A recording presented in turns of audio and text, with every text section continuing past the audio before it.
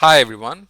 In this video, I would like to discuss about a very important feature or technique that we have in Obsidian, which is going to help you, especially when you are working on two different nodes at the same time. So let's say you are working on chapter 5. Okay, you are working on chapter 5. The best way to start a new habit.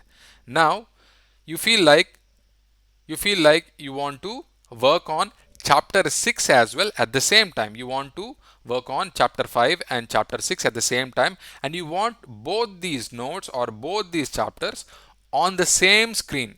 On the same, you don't have to navigate to chapter 6 and come back to chapter 5 to update the details. You want both chapter 5 and chapter 6 on the same screen. In this case, what you can do is simply select chapter 6, click on these three little dots, and you see split right here. Once you click on split right, go to chapter 5, you see chapter 5 and chapter 6 on the same screen. On the same screen. Now you can make any updates. I like this habit. Okay. At the same time, you can also update chapter 5. I also like to start a new habit. So what I'm trying to do is you are basically managing both nodes at the same time on the same screen. You don't have to go back and forth like this, two different nodes. When you have both the nodes on the same screen, you can easily type and you can easily manage your nodes. So let's say for example you are working on chapter 6.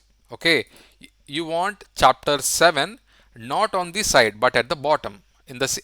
Now what you should do is you need to click on three little dots once again, and you see instead of clicking split right, click on split down. If you click split down, what happens is you see chapter 6 and chapter 7 at the bottom.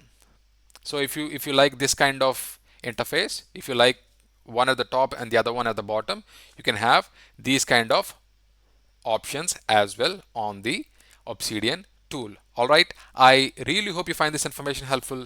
Thank you very much for watching. I will catch you in the next video. Bye bye.